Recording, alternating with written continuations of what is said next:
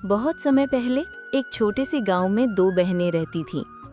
बड़ी बहन सरोज का पति बीमार था और घर चलाने की सारी जिम्मेदारी उसी पर थी। दूसरी ओर छोटी बहन ललिता का विवाह एक धनी व्यापारी से हुआ था, लेकिन उसका स्वभाव बहुत कंजूस और निर्दयी था। गांव की सुबह धीरे धीरे जाग रही थी। धूप की पहली किरणें सरोज के छोटे से घर की मिट्टी की दीवारों पर पड़ रही थीं। सरोज जल्दी जल्दी अपने घर का काम निपटा रही थी। उसका पति बीमार था और उसके बेटे रवि की देखभाल भी उसी के जिम्मे थी। माँ, जल्दी मत करो, लेकिन देखो मैं आज तुम्हारे लिए नाश्ता तैयार कर रहा हूँ। धन्यवाद बेटा, लेकिन अब जल्दी ही ललिता के घर का काम निपटाना होगा। तेरी पिताजी की तबीयत ठीक नहीं, इसलिए मैं जल्दी जाऊंगी। सरोज ने झाड़ू और पोंछा उठाया। हर कोने को साफ करते हुए वो सोच रही थी, कितनी कठिनाई के बावजूद उसे हर दिन ललिता की कठोरता सहनी पड़ती है। अरे दीदी, आज फिर देर कर दी। देखो हमारे घर में इतने बड़े काम हैं और तुम अभी आई। जल्दी से काम में लग जाओ, वरना पूजा और मेहमानों के आने से पहले सब गड़बड़ हो जाएगा। माफ करना बहन, रात भर रवि रोता रहा, पेट दर्द था। अब मैं जल्दी जल्दी सब काम कर दूंगी। अच्छा, देख लूंगी, पर ध्यान रखना कि बर्तन चमके, आंगन झाड़ा पोछा हो और रसोई में कोई कमी न रह जाए। आज मुझे मछली बनानी है, तुम्हें मसाले अच्छे से पीसने होंगे। सरोज चुपचाप काम में लग गई। उसने झाड़ू पोंछा किया, बर्तन मांजे और रसोई में जाकर मछली पकाई। ललिता मीनवाइल आराम से बैठकर चाय पी रही थी और आदेश देती रही। सरोज की आंखों में थकान थी, लेकिन उसके चेहरे पर धैर्य और सच्चाई की चमक थी। माँ, मुझे रसोई में मदद करने दो, मैं भी मसाला पीस सकता हूँ। अरे नहीं बेटा, तुम यहाँ खेलो। आज की मछली बनाने का काम मम्मी ही संभालेगी। इस तरह सुबह की रोशनी में सरोज अपनी मेहनत से घर की हर समस्या को हल करती रही और उसके दिल में उम्मीद की किरण चमकती रही कि एक दिन उसकी मेहनत रंग लाएगी। अगली सुबह गांव में हल्की धूप फैल रही थी। सरोज फिर जल्दी उठी और अपने घर का सारा काम निपटाकर ललिता के घर की ओर चली। रवि ने दरवाजे पर उसे विदा किया, आंखों में उम्मीद और चेहरे पर मासूम उत्सुकता। माँ, आज मौसी के घर क्या पकवान बनने वाले हैं? मुझे भी अगर कुछ मिलता तो अच्छा होता। बेटा, आज मैं जल्दी लौटूंगी। तुम्हारे पिताजी का ख्याल रखना, दवाइयाँ समय पर देना। ललिता के घर में पहले से ही हलचल थी। चूल्हे पर धुआं, आंगन में सफाई और मेहमानों के आने की तैयारी। ललिता ने अपने पति के साथ बैठकर नाश्ता किया और फिर काम की जांच शुरू कर दी। दीदी, जल्दी से झाड़ू पोछा कर दो, बर्तन मांजो। आज मुझे बहुत सारे मेहमान आने हैं और हर चीज बिल्कुल परफेक्ट होनी चाहिए, समझी? हाँ बहन, जैसा तुम कहो, मैं सब काम सही से करूंगी।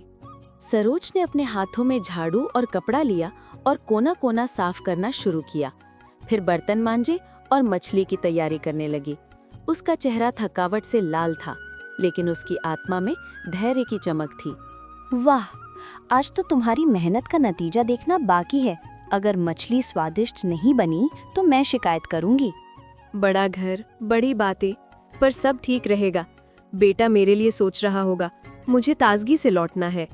सरोज ने मछली के मसाले पीसे, प्याज लहसुन छौंक किया और स्वादिष्ट करी बनाई।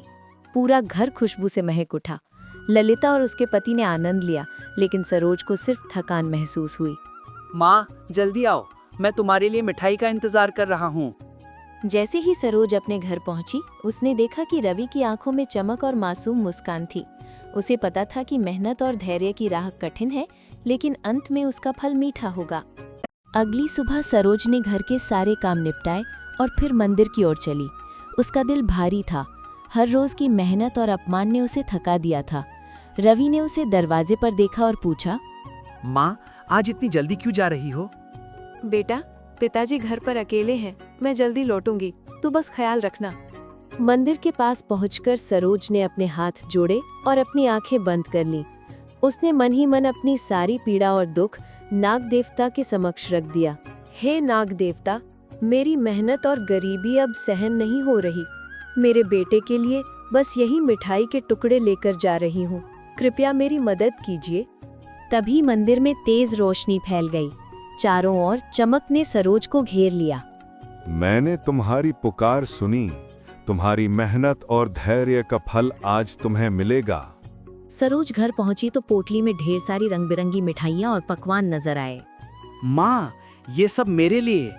हाँ बेटा, हमारी मेहनत और धैर्य की वजह से नाग देवता ने हमारी पीड़ा सुनी। पिताजी भी अब पूरी तरह स्वस्थ थे। घर में सुख समृद्धि फैल गई। सरोज और उसका परिवार अब खुशहाल जीवन जीने लगे। मेहनत और ईमानदारी का फल मीठा होता है, ये सबके लिए प्रेरणा बन गया। सरोज के घर में खुशहाली फैल चुकी थी, लेकिन उसकी छोटी बहन ललिता जलन और लालच से भरी हुई थी। उसने ठान लिया कि वो भी अमीर बनेगी। दीदी इतनी अमीर कैसे हो गई? मुझे भी वैसा होना होगा। ललिता, इतना लालच अच्छा नहीं होता। खुश रहो, हमारे पास सब है। नहीं, मुझे वही चाहिए जो दीदी के पास है। मैं भी अमीर बनूंगी। ललिता उसी दिन मंदिर पहुंची और नाग देवता के सामने फटकार लगाई। हे नाग देवता, मैं गरीब हूँ, मुझे अमीर बना दीजिए, नहीं तो मेरा जीवन खत्म हो जाए। ललिता, तेरा लालच और ईर्ष्या अंधी कर चुकी है। तेरी दीदी ने मेहनत और ईमानदारी दिखाई, तू बस स्वार्थ में भटक रही है। नहीं, मैं सच बोल रही हूँ, मुझे अमीर बना दीजिए। तेरे लालच का फल तुझे मिलेगा। तेरा भव्य घर अब झोंपड़ी में बदल जाएगा। दौलत, सोना, चांदी सब मिट्टी में बदल जाएगा। अब तू असली गरीबी समझेगी।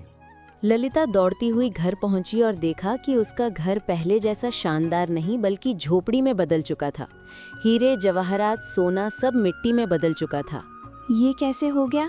हमारे पास सब खो गया। ललिता, मैंने तुझे समझाया था, लालच ने सब बर्बाद कर दिया। ललिता का लालच और ईर्ष्या उसे सब कुछ खोने पर मजबूर कर दिया। वहीं सरोज का धैर्य और ईमानदारी उसे सच्ची खुशहाली की ओर ले गया। सरोज का जीवन पूरी तरह बदल चुका था। नाग देवता की कृपा से उसका घर, स्वास्थ्य और परिवार सब कुछ खिल उठा था। उसने दिखाया कि मेहनत, धैर्य और ईमानदारी हमेशा फल देती है।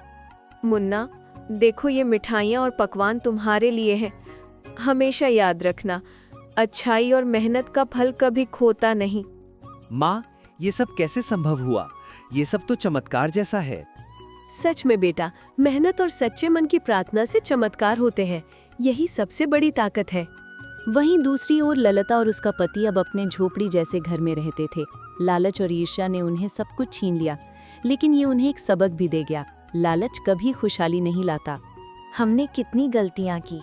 अब समझ आया कि लालच और ईर्ष्या का कोई फायदा नहीं होता। हाँ ललिता, अब हमें संतोष और मेहनत से ही आगे बढ़ना होगा। इस तरह धैर्य और ईमानदारी वाले सरोज ने अपनी खुशहाली पाई, जबकि लालच और ईर्ष्या ने ललिता को सब कुछ खोने पर मजबूर किया। कहानी यही सिखाती है कि अच्छाई और मेहनत का फल हमेशा मिलता है और लालच कभी भी सुख नहीं लाता।